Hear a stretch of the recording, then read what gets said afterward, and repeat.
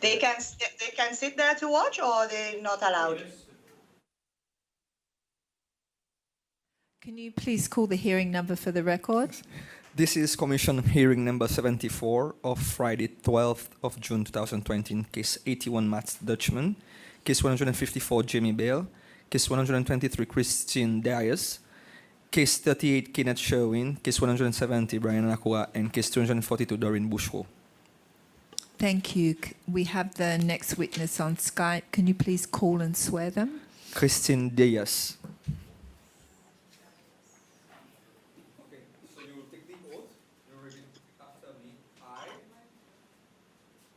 I, Christine Dias, Christine Dias, swear that the evidence that the evidence I shall give shall be the truth, the whole truth, the whole truth, and nothing but the truth. and nothing but the truth. So help me God. So help me God. Thank you. Thank you. Thank you, Mrs. Dias, for appearing before the Commission today. We are happy to have you. You are, sorry for the delay as well, we got delayed in the last hearing. You are I understand. Thank you. You are the complainant in this case, and the Commission invites you to set out your complaint before it. Please take your time in setting out your complaint, and if you need to adjourn at any time, just let us know, and we're happy to accommodate you, but the floor is yours. So thank you again. Thank you. Thank you. Thank you. Madam Chair, Vice Chair, Commissioners, and citizen, good morning. Okay, sorry, I have a request. Can you speak in Creole? I've done my statement in English, so Okay. Yeah. Okay, it's fine. There is a strong preference on the part of the general public for Creole, but if you're more comfortable with English, that's fine. Thank you. thank you. Thank you for inviting me to tell my story and to hear my pain. Firstly, I want to introduce myself. My name is Christine Dias. I am 47 years old. I live in the UK almost 31 years and still. I come from a family of two, my brother and myself. Family are Dias, Bayon, and Larry. So now I'll start my statement.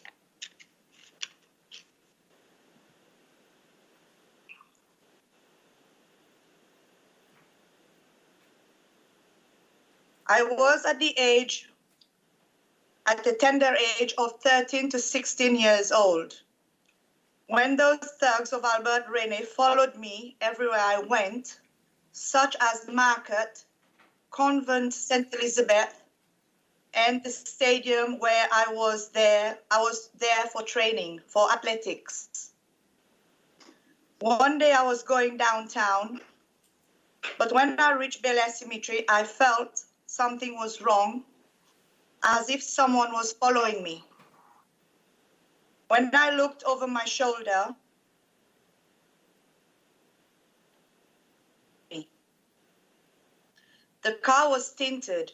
The number plate of the car was S232. The model was a Honda. So I started walking faster.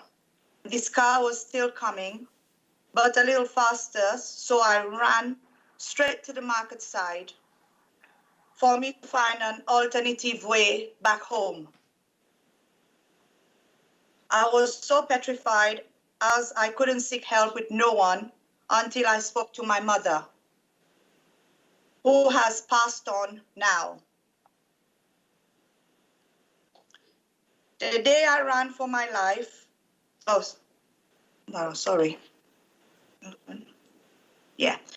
the day I ran for my life, luckily I reached home safe and I told my mother. She then phoned the police and spoke to a man called Inar. This man said he'll help me and sort it out, but even after school, they were there. I attended school at Bello, where I only lived a few minutes away from.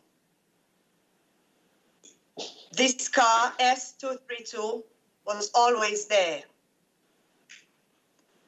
On a Saturday at around 5 p.m., myself, with my mom and my brother, we always went to Mass.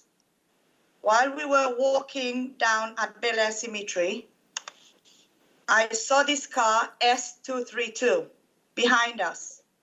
So when the driver of the car saw me with my mom, he drove next to me and put his window down and looked at us, then smiled and continued on driving. I was so petrified.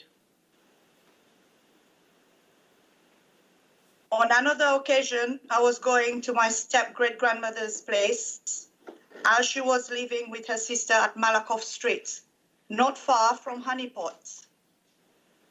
I saw the car parked outside a little house, and I believe that house was for a man named Naope, who was living there. Philippe Luca and his crew, Michel Antoine and Rosette, saw me. So I ran straight to my step-grandmother's house. That day I injured myself so badly. It wasn't only this car there. 122, a white car.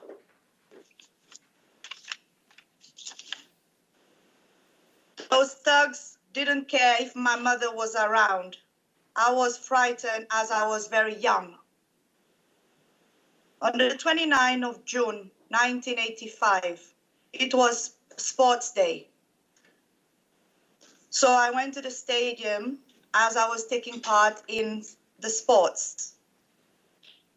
But prior to this day, on the 20th of June, 1985, my uncle Royce Dias was sentenced to jail. My uncle wasn't an innocent man. They put drugs in his car and he was falsely accused. Amokiledo put drugs in his car. He's not here to tell his story and pain.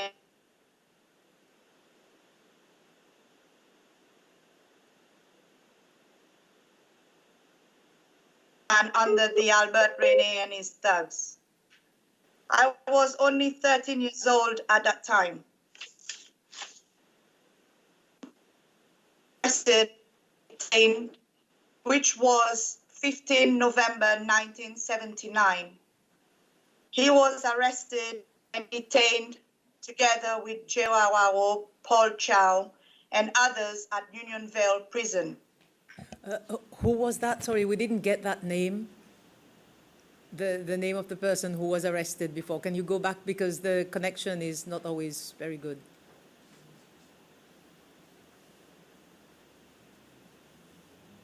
It's frozen. Can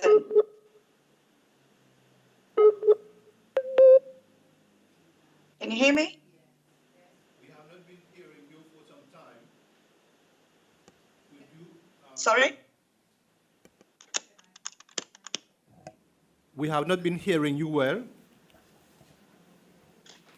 Just before 15th November 1979. if you could go back to when your uncle was arrested. Okay. My uncle was arrested, which was on the 15th of November, 1979. Okay. He was arrested and detained together with Jewawawo, Paul Chow, and others at Unionville. He was detained at France Albert René's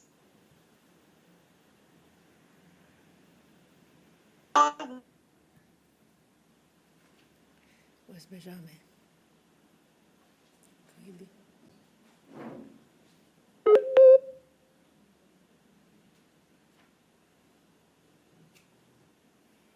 Benjamin.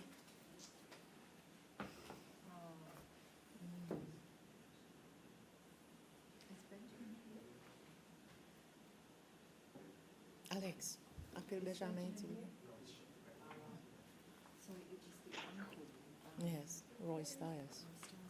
Yeah, we've got a case. We've got his. Yeah, somebody else brought the case.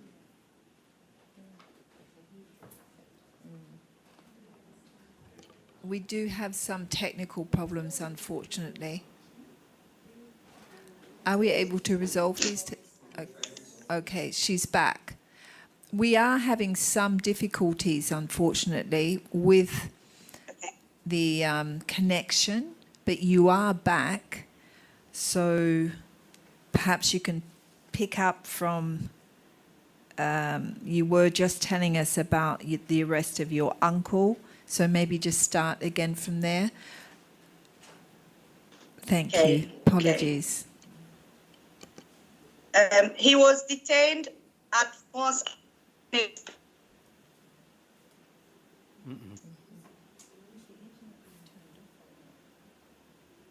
Deemed it necessary. You can hear me?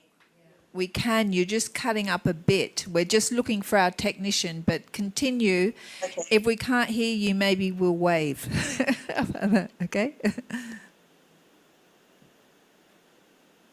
Signed by Force Albert Rene was all that was needed to arrest my uncle Royce Dyers. He spent almost 10 months there.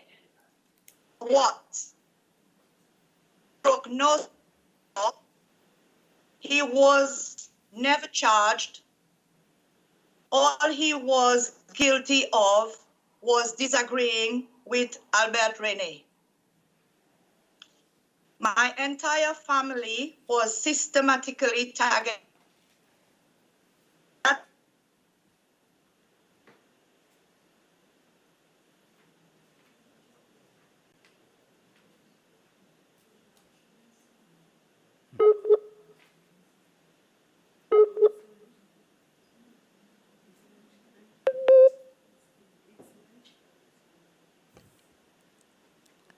We just got about the entire family being victimized, and then you left us again. Please go ahead. Okay. So, ready? My entire family was systematically targeted. That Albert Rene did not hesitate to single out Royce Dyers in his speech at the stadium. He seems to have a vendetta against my uncle, simply because he didn't agree with SPPF. My uncle was a genuine case where his human rights were abused. He was adopted by Amnesty International as a prisoner of conscience. And also remember, a former policeman came and said he knew my uncle. He was falsely jailed. He died at a young age and left a beautiful daughter and not being around to see his two grandchildren growing. Today, she's a very successful woman, and my uncle, her father, isn't here to see all her achievements. But I am very proud of her.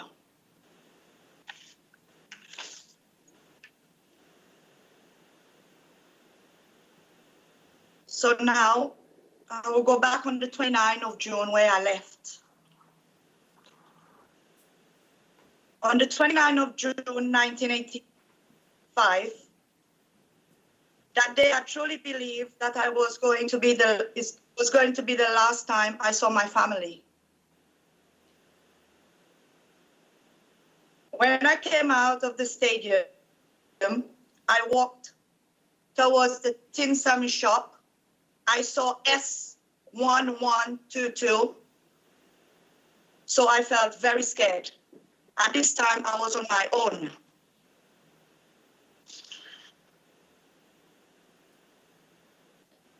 So I took the long route, which is down towards the police station, I ran towards Marcel's at shop, Vines, and Bel Air Cemetery. When I got closer to home, once again, I saw the red S232. And so I believe that would have been the end for me. Albert Rene didn't like my family, as we didn't support him.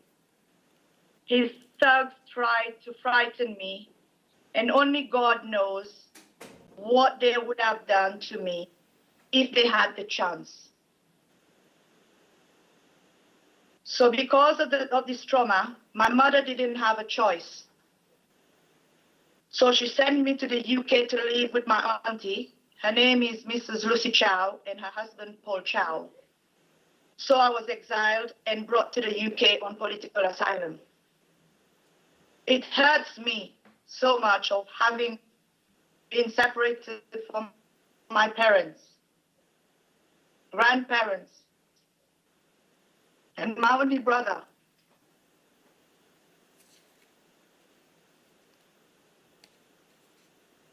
This had to be done. Otherwise, I wouldn't be alive today.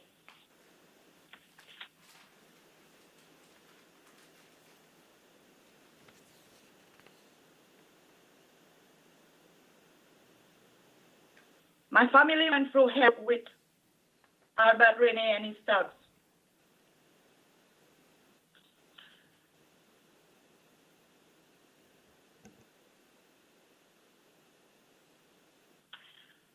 My grandmother suffered so much under this regime. Bless her. She's still alive. Soon she'll be telling her pain.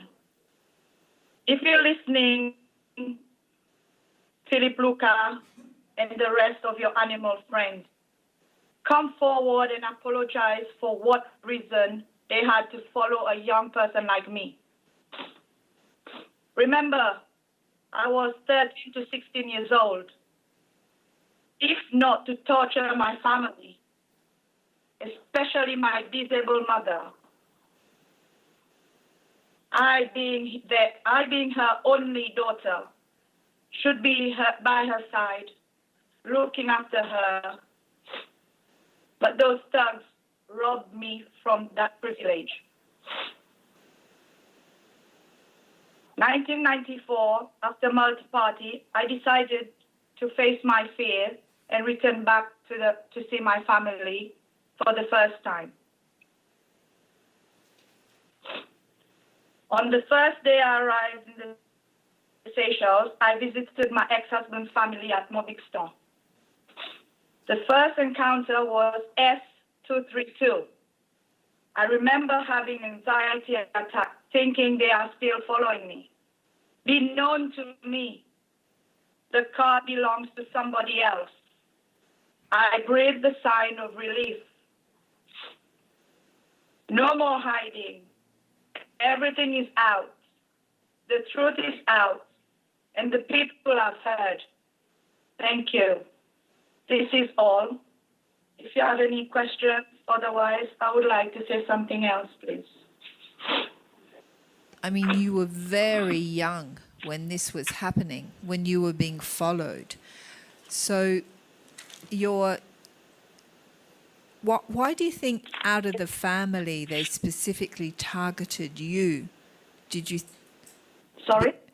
Why do you think out of your family they specifically targeted you, following you, terrorizing you? Personally, because I used to go to on the stadium for training, nearly like 3-4 times a day. Right. And I think plus with my family not supporting the regime, and they didn't like my family, especially my uncle. So, I was one of their targeted. Maybe they'll do something. Yeah. So you would be out and about, and so there was opportunity there to because you would go Yes. to the stadium. I understand, yeah. Yes. But what about your brother? Was he also followed in that way? Or other members of your family, were they also followed? Yes. Definitely my uncle was Dias, which is, he passed now. And my house where I used to live at Bel Air, they were always there at the little shop monitoring my family. My uncle goes to work, monitoring my uncle. They followed us everywhere.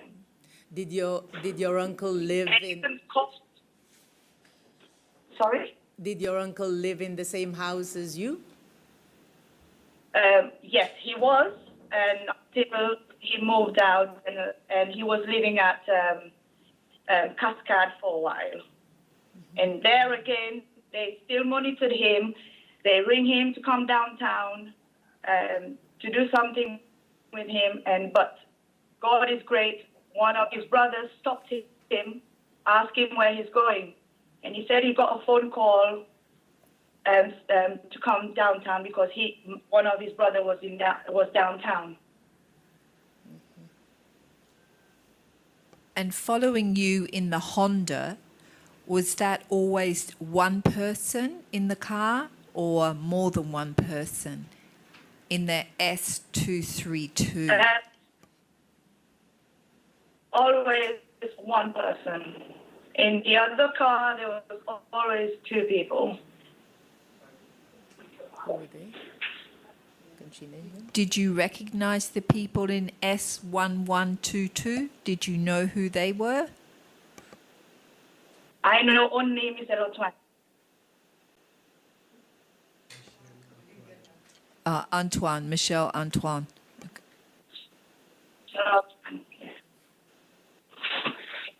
And in S232, the red Honda was Philip Lucas. Yes.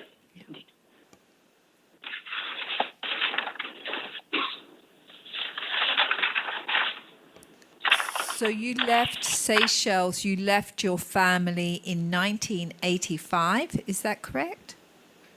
No, I left Seychelles 1989. 1989. Yes.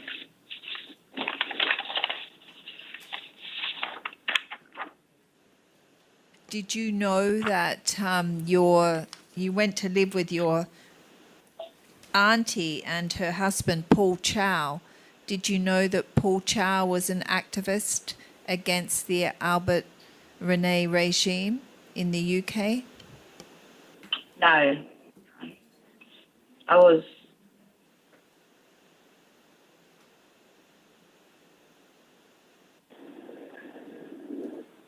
still young and having an escape. I would call it an escape. Have a new life, a fresh life with a good education. So I was focusing on that. So what did you do in the UK? You went to school? Yeah, I went to school here and got my qualification here and have my family here as well.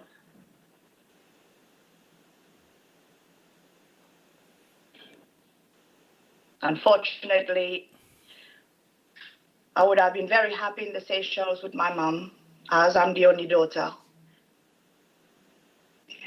And they've taken all that from me. And so when you came to the UK, you got political asylum, or how did they let you? Yes, my auntie applied for me for political asylum on the ground of what was going on in the Seychelles. So.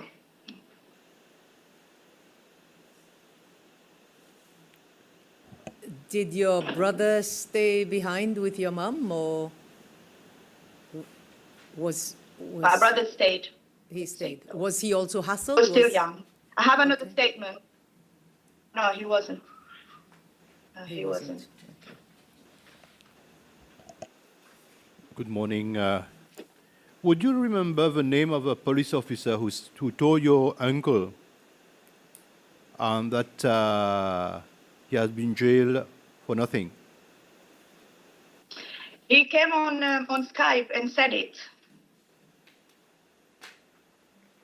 I can't remember his name, but he came on Skype and Fochtove.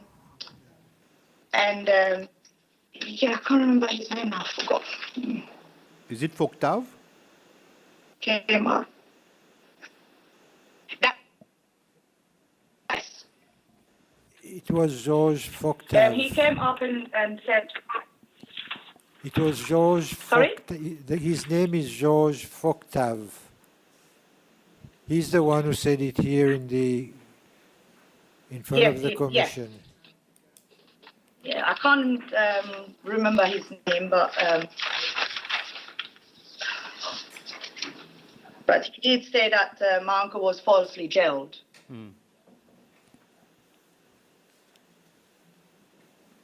It sounds terrifying to be a young woman to be followed by these cars with these, well, army people and state house intelligence people in them. I mean, it sounds terrifying. It was. Yeah. It was.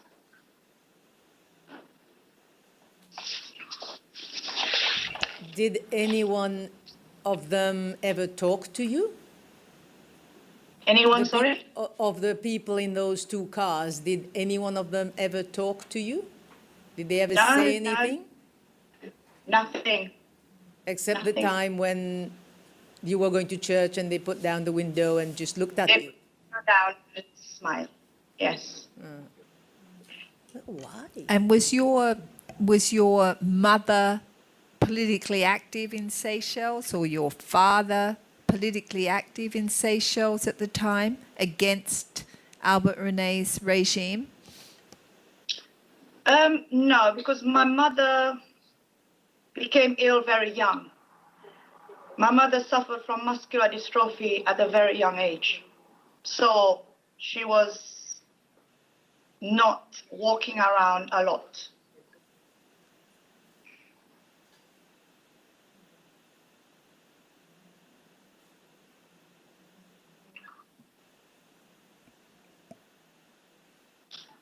And how was their non-support for Albert René known? Was that because of your uncle or your relatives?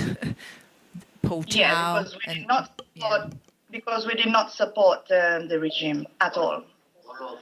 All my family, basically, we were like, what's the word again?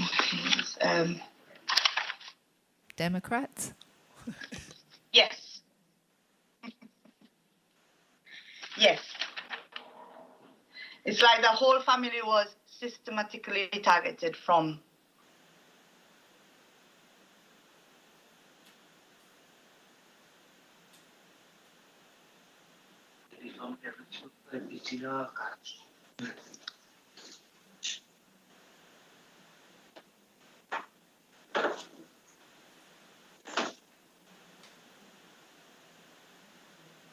You had another statement you would like to give?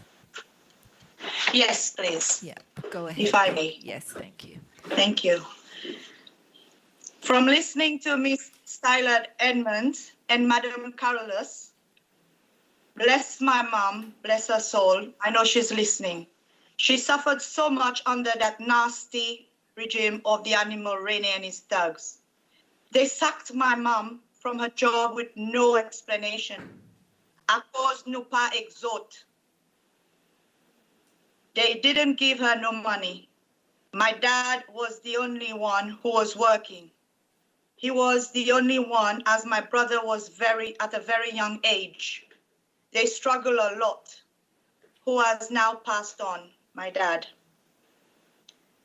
My family seek help with the government for my mother, but was nothing. Was always bullshit from the government. My mother got worse with her disability. She suffered from muscular dystrophy. Took her years before getting a carer and some monthly money. Thanks to my auntie, my mom's sister, Lucy Chow, who fought hard for her sister. I honestly believe all this stress that killed my mom at a very young age of 67 years old. She died with breast cancer. As myself, I had breast cancer stage 3, but I had a good treatment and I am now on remission. Amen to that. Just a brief to show you how my mom suffered. It was very painful. Thank you for giving me the opportunity to tell my story. Thank you. It's a privilege to hear your story. So thank you for coming forward and providing your story. And I'm very glad to hear that you're in remission, and I hope that you beat that altogether, unlike your poor mother who died very young. Very young. Yeah, only just very young.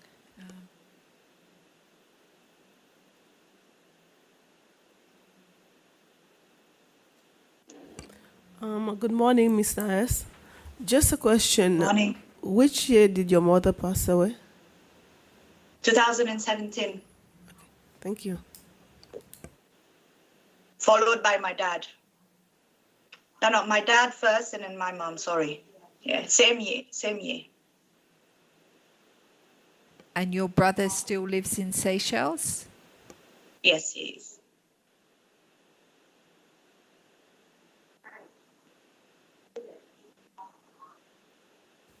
And in terms of outcome in your case, I think you would like to know, you would like an apology, and you'd also like to know why you were followed by Philip Luca and then those people in car S1122. So we will be asking those questions. I'm just looking to see whether we...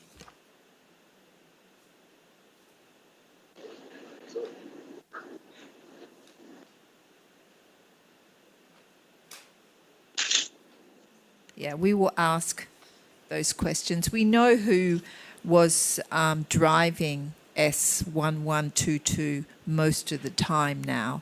So we have that information. So we can ask them, and we will also ask Mr.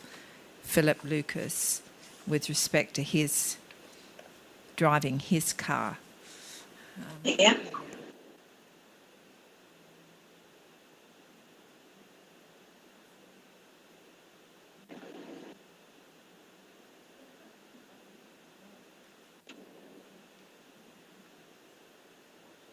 At least today, my mom will be at rest.